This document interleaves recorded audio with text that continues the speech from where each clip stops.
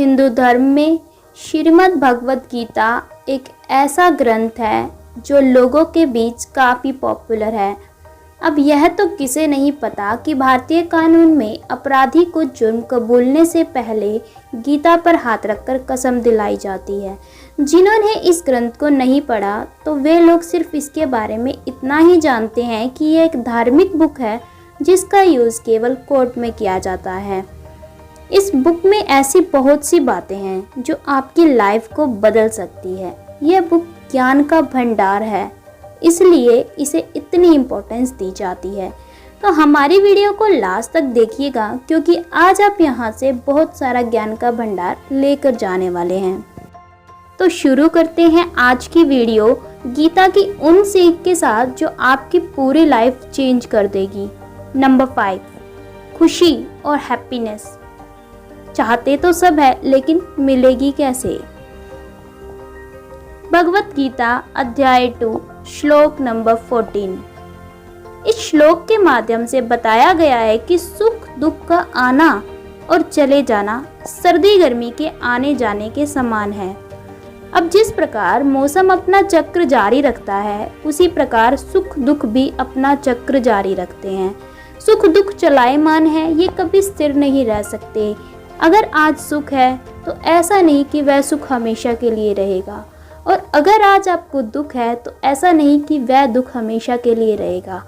अब बात यह आती है कि आप इस सुख दुख के चक्कर से हटकर खुशी कैसे पूरे जीवन पा सकते। खुशी के बारे में बात तो सब लोग करते हैं और शायद हैप्पीनेस तो हर इंसान की ज़रूरत होती है, और कुछ लोग तो पूरी उम्र हैप्पीनेस पाने के लिए कुछ लोगों से डिस्कशन भी करते हैं।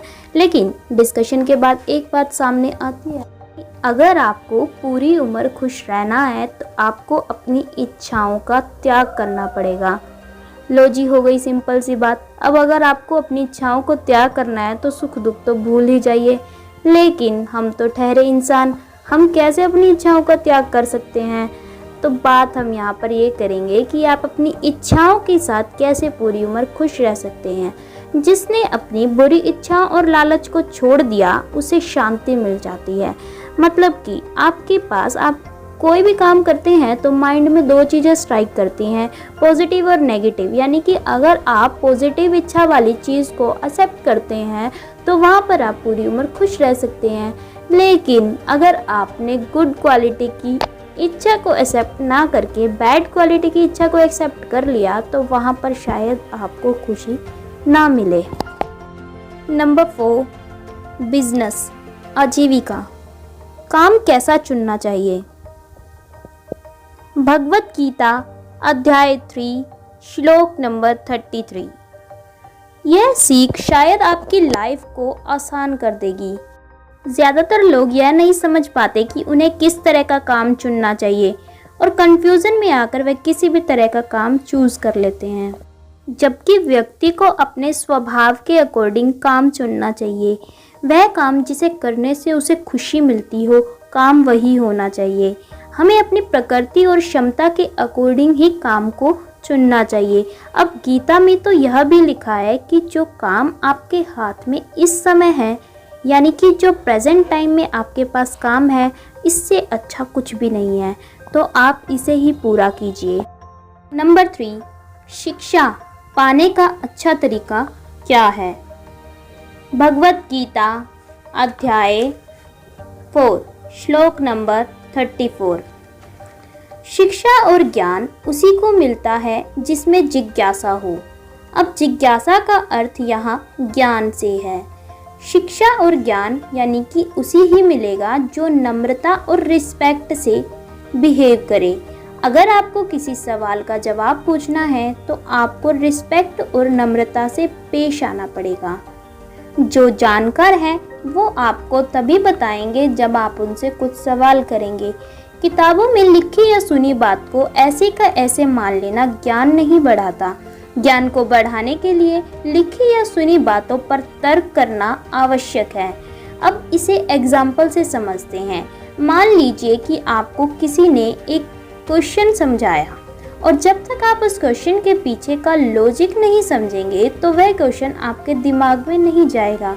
तो शास्त्रों में लिखा है, जो गुरु से सीखा, जो अनुभव हुआ और जो शास्त्रों में लिखा, इन तीनों का ही सही तालमेल ज्ञान कहलाता है।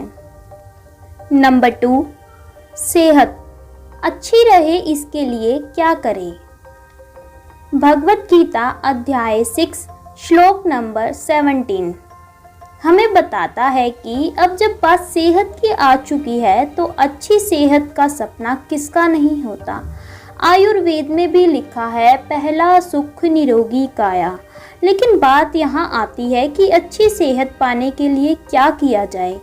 जो सही मात्रा में भोजन करने वाला और सही समय पर नींद लेने वाला, जिसकी दिनचर्या नियमित है, यानी जो निश्चित समय पर काम करता है, खाना खाता है और सोता है, उसी व्यक्ति में योग यानी कि अनुशासन आ जाता है। ऐसा व्यक्ति दुख और रोगों से दूर रहता है। गीता में लिखा है, सात्विक भोजन सेहत के लिए सर्वोत्तम है। ये जीवन प्राण शक्ति, बल, आनंद और उल्लास को बढ़ाता है। नंबर 1, कर्म क्यों जरूरी है, यह कैसा होना चाहिए। भगवत गीता अध्याय 8 श्लोक नंबर 7 श्री कृष्ण कहते हैं, अर्जुन तुम मेरी चिंतन करो, साथ ही साथ अपना कर्म भी करो। वे अपना काम छोड़कर केवल भगवान का नाम जपते रहने के लिए नहीं कहते। भगवान कभी भी किसी अव्यावहारिक बात की सलाह नहीं देते। गीता में लिखा है, बिना कर्म के जीवन बना नहीं सकते। कर्म से ही मनुष्य को जो सिद्धि प्राप्त हो सकती है, वह ना तो संन्यास से मिल सकती है। तो दोस्तों, यह life changing thoughts of Lord Krishna कैसे लगे आपको। उम्मीद करते हैं कि भगवान श्री कृष्ण की 5 सीख आपको ज़रूर पसंद आई होंगी। अगर आपको हमारी वीडियो अच्छी लगी तो लाइक कीजिए, शेयर कीजिए और चैनल को सब्सक्राइब कीजिए। राधे राधे।